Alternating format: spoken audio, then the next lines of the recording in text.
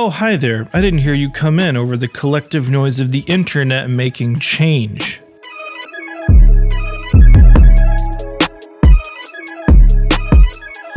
Guys, this is kind of crazy. I feel like it's easy to get on and make a video where you're complaining about something, but what is really interesting is that everybody putting in their opinions of this actually made a company change how they're going to approach doing business. And that's exciting. That should show you that you have power. It should show you that your voice matters in all of this.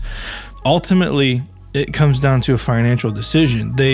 Waves saw what they were up against, thought they could make more money going to a subscription model, and instead now, through fear of the backlash of the entirety of the internet as a whole, has decided to bring back perpetual licenses and the WUP program.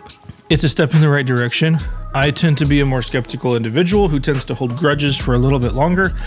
That said, I am still an individual, and I said this in the previous video, that I do like a handful of Waves plugins, but it's that. I realistically use a handful of Waves plugins, and I'm not shy to say what those are. Spoiler alert, it's mostly RVox, RBass, MaxBass, MV2, RX.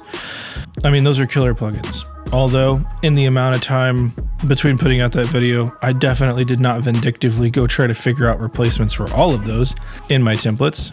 But I woke up to an email from Waves to the affiliates. All I know from what you guys saying, there were some other affiliates who were not calling them out on this, but rather saying it as if it was a good thing. If I have learned anything, it's to trust my gut and do it quickly, because as soon as I saw that thing from Waves come out, I wanted to get in front of the camera, but I didn't know. I also don't want to be the person that just spews negativity all over the internet. However, I definitely think in an instance like this, it's best to do the right thing, whether you're an affiliate or not, because ultimately, before I was an affiliate, I was a customer. And if they were willing to do stuff like this to the affiliates and not necessarily tell us, then I can't imagine what they're also willing to do to the customer. Malicious or not, it comes down to focus and what I immediately thought that company was focused on. However, perpetual licenses are back, although just checking the website, it does not seem like you can just go buy them yet. This is important at the top. Important news, we are bringing back perpetual licenses. Read more. Following your feedback. Okay, this is just a copy of the email that the CTO sent to literally everyone.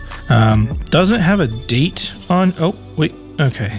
So it doesn't look like it has a date as far as when you can actually start purchasing plugins again or WUPing your plugins again, because if I were to click on RVox here, there's no option to buy it. It just takes you to Waves Creative Access. Interesting. I'm sure that's coming.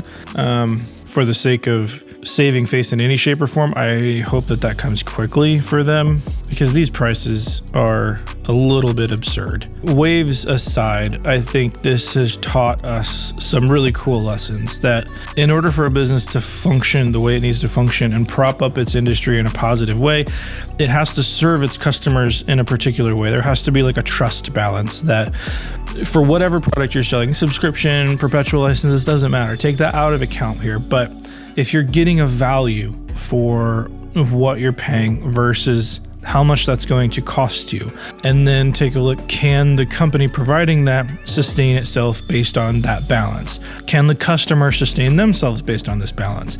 And I think when we get into something like this subscription model that happened with these annual prices that are, I mean, frankly, I could not imagine spending that amount of money per year on Waves plugins. I know Waves has an extensive library of plugins, but it feels like there are different flavors that you can pick from. If I'm going to an ice cream shop, I don't want every single flavor. I'm going to pick my favorite. And Waves kind of did that with a lot of their plugins. So something like a subscription model is a little odd for them. On the other hand, I subscribe to something like Plugin Alliance, and I'm okay with that. That subscription It comes with a few perks right off the bat. When you're done with that subscription, you can pick plugins to keep that you own forever. And besides that, there's not all these competing artist plugins that do the same thing slightly differently, or this, but in a different flavor. They're tools that are different from each other that you can use in different contexts. And I think for that reason, in that situation, a subscription model really works. Or at least I'm willing to pay for it. I'll say that much. Even off camera, I was trying to think, is I run broadcast audio for the church that I work with. Speaking of which, I have a company, Worship Stream Audio. If you want to check out my broadcast template that I used for a long time, go check that out. I'll put a link down in the description. But I also run live sound, and a lot of live engineers that I was talking to reached out. So what does this mean? How is this going to affect us? Everything we now own is subscription based. What does this do? Do I need internet access to run my plugins? I only have one license now. What do I do with that? Because if your license exists on a Wave server, I mean, how does that function? There is a whole lot. This was a big mess, and it affected a whole lot of people in like adjacent industries. Yeah, we're all within the music industry, sure, but all these different use cases for this product, and something like this seems so short-sighted and very frustrating. And frankly, it was hard to get it out on the first video that I did. I mean, how could you possibly cover all of the weird things that this brings up? Needless to say, like cringy marketing that went along with this, like a candy shop. It was weird. It's weird. So what do I do moving forward with this change? Right now, I am still a Waves affiliate. Who would have thunk? I went back through a lot of my videos. I don't think I have any active links out there. And even if they were still available, I don't think they point to anything because those products aren't currently offered for sale. So in my mind, I'm not contributing to the machine.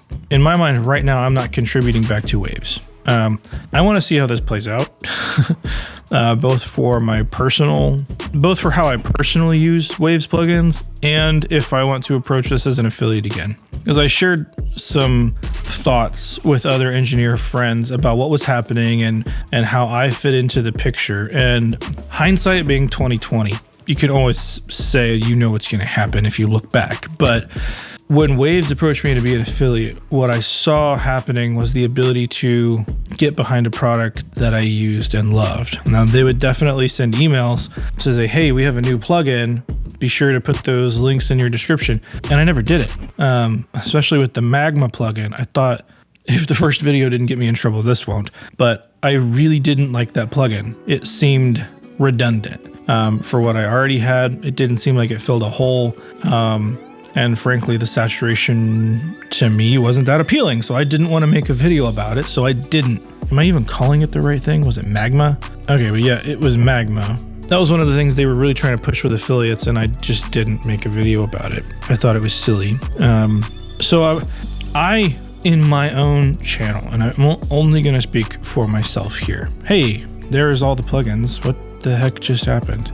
For myself and my channel moving forward, this was a learning experience for me. I'm glad that I followed my gut and called out the company when I didn't agree with what they were doing.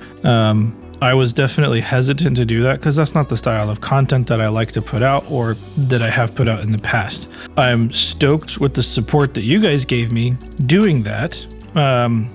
And while at the same time being a little ashamed that I allowed myself to get behind a company that did this, although they backpedaled. All that to say, it's impossible to see the future and stuff like this, but what I will try to do moving forward to the best of my ability is, if a company comes along and wants to do this, and I have turned down sponsorships before, or turned down working with companies that I just didn't believe in or didn't seem relevant to what I was doing. With a company like Waves, there are some things that I really, really like, and there are some things that I really, really don't like. But the products themselves, I liked it. So I was okay talking about those plugins because, I mean, even before being an affiliate, it's part of my workflow.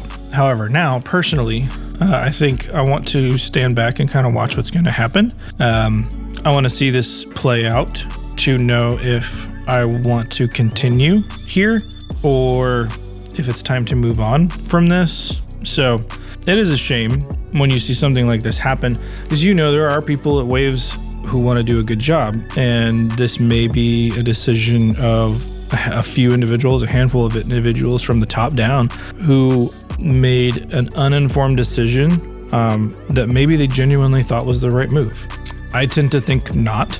I tend to think that this was calculated. I tend to think that they ran the numbers before, they calculated the risk, they looked at what was going on. However, they seem to come out on top in the end. And that's honestly where you guys come into it, and all of the other creators that did call them out on stuff like this. They backpedaled, and that's awesome. You guys made your voices heard, and that's awesome. At the end of the day, we're just making music, and it feels silly to get in the weeds with stuff like this. But at the same time, what we do as a craft, if you were to take a woodworker's tools away, would he still be able to work? Sure, absolutely. But when you are doing woodwork, and you reach for that certain hammer or that certain planer, tactile, exactly what's going to happen to that wood. You know exactly how to swing it. You know exactly how hard to hit. The weight is just balanced in your hands. Yeah, we could do our job without Waves plugins. Absolutely. I think the initial frustration comes from a point of there are people who see inherent values in some of these plugins and some of these tools, and that's great. That means there's value here. The intrinsic frustration definitely came when the price did not equal that value in our minds. So I think what I'm going to do moving forward is just give it an honest college try. I'm not going to make sweeping adjustments quite yet, but I have started looking at other options. And if you're interested in looking at my templates, I probably will start to make a few videos. I'm definitely going to put some stuff on the Patreon. I'll probably talk about my mixing templates and stuff on the Patreon there. There are certain things that I don't think would really work here on YouTube. Thank you for making your voices heard. And I will leave you with this one last thought. I definitely mixed a song right after making that first video 2 days ago, and I definitely replaced RVox with Pro C2 on the vocal setting, and it worked great. I'm Resident Loser Jeremy. I'll see you in the next one.